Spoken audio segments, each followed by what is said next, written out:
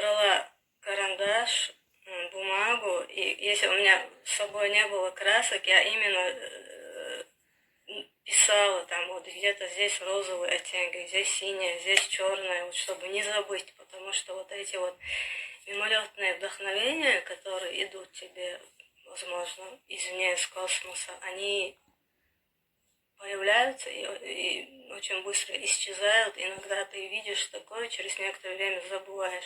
Поэтому у любого художника, особенно у творческих людей, кто занимается творчеством, они всегда должны носить с собой там небольшой блокнот, карандаш, чтобы все свои видения, то, что вы видите на улице. Иногда бывает, ты проводишь много времени где-то, что-то ожидая кого-то, ждешь.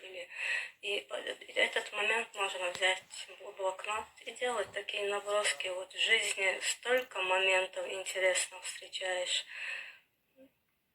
Везде есть вдохновение для творчества, везде. Главное это увидеть. Вот, художник видит все люди, но художник это видит по-своему. Для меня быть художником это образ жизни. Что меня вдохновляет на создание творческой работы?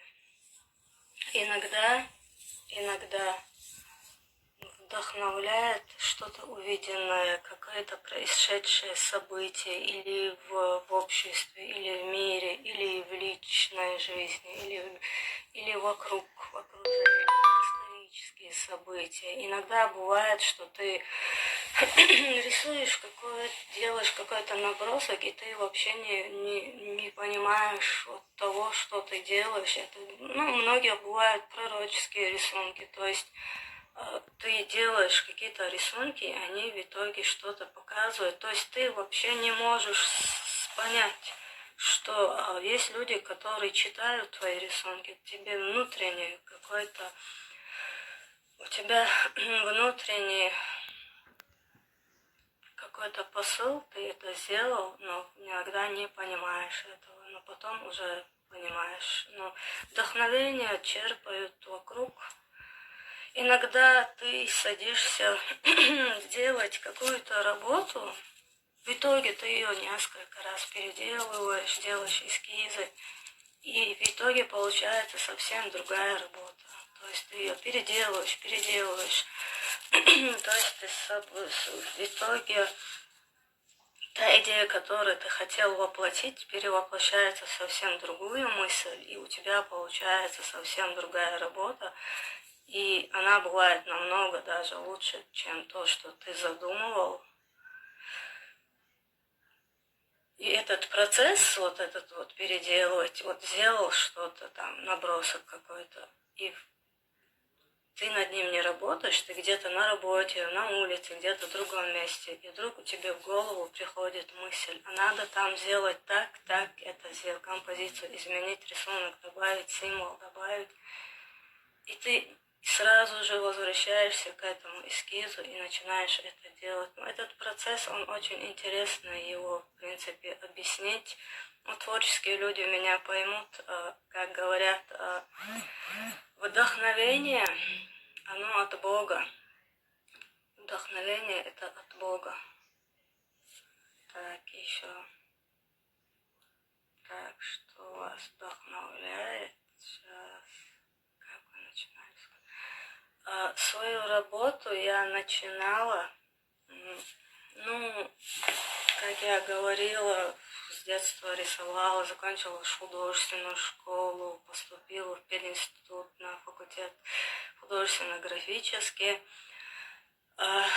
И как у нас диплом был, диплом вот у преподавателей из черчения мы рисуем картины. То есть у меня дипломная работа была на тему «Мертвый город», так как я училась и заканчивала учиться именно в эти годы Первой войны, то есть 95-го года военной войны.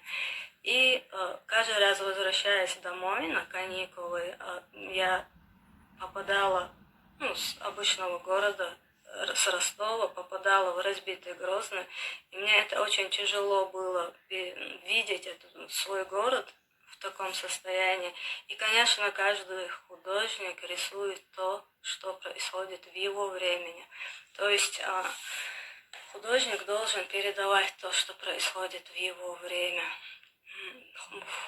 Фотограф тоже может передать какие-то события происходящие, но как фотограф. А художник может передать то, что не видит фотограф, не видит объектив сердцем, может символами передать, может быть какую-то причину этого, того, что происходит, может быть очень многое, можно сказать, символами, каким просто пустой улицей, изображенной на листе, очень многое можно сказать, каким-то символом, лежащим на земле, будь это там кукла детская или там посох старческий, это тоже о многом говорит. То есть картины создаются на пережитом с собой. Только человек, который пережил вот это все, только он может передать так, чтобы те люди, которые смотрят эти картины, они тоже пережили то же самое, что и ты. Поэтому процесс создания, спасибо, Зарема, когда вы поняли, что искусство ваше второе я вот не могу сказать, наверное, это меня вложено с детства. Мне всегда нравилась вот такая вот цитата, что вот мне кажется, я по ней, как бы девиз, по ней по жизни иду, то талант — это поручение от Бога, а собственная жизнь — это средство выполнения этого поручения. Вот в меня вложено это. Конечно, в студенческие годы я никогда в жизни... Вот бывает, мы мечтаем стать там художниками, там, получить какие-то звания, достичь каких-то результатов. Я никогда не думала, что буду известным художником, что тем более, что могу получить звание в этом, участвовать в каких-то крупных выставках. Я просто рисовала, потому что мне это нравилось. Никогда никогда я не гналась за успехом, никогда я не мечтала о том. Когда я там что-то создавала, у меня не было никогда такой цели, вот я это продам или там получу за это деньги на продажу. Я все это делала, потому что я этим живу. Мне это нравилось, и это как бы, вот как вы написали, мое второе я, которое, и мне казалось, что это мое предназначение, я это должна делать. То есть в каждом человеке должен быть и патриотизм, но после окончания института так получилось, что был прием в Союз художников. Я тоже, как молодой, только начинающий художник, мне предложили вступить в Союз. Я подала документы, и так как у меня дипломная работа в пединституте была на тему графика «Мертвый город» назывался, меня включили в секцию графики. В секцию графики в Союзе художников рассматривали мое дело, как поступить в Союз. И с тех пор, так как у нас и в республике, и в Союзе графиков очень мало, то есть на меня была ответственность поднять вот это направление, как работать в этом направлении. У нас живописцев много, а вот чисто по графике, чтобы работали не просто графика, там тушь, перо, карандаш, но и чтобы там в литографских мастерских форты, литографии или на гравюры можно было делать. Такие направлений у нас очень мало художников.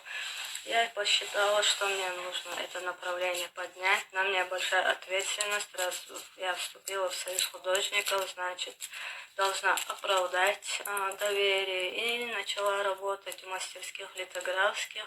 По мере возможности выезжала в Москву, то есть в Подмосковье находится дача для графиков. делала эти работы, и в основном все мои известные работы, которые были на крупных выставках, это были литографии. И вот с этого так и началось. Потом начались разные выставки, участие в одной, другой, начиная с республиканских, зональных, всероссийских, международных. И уже втянувшись в этот процесс, ты уже не мог. Потом в 2010 году, в 2001 году я вступил в Союз художников, то есть лет 9 творческой работы. И в 2010 году мне присвоили звание почетный заслуженный художник. Для меня это было вообще мечтой, то есть я никогда не думала, что я получу это звание.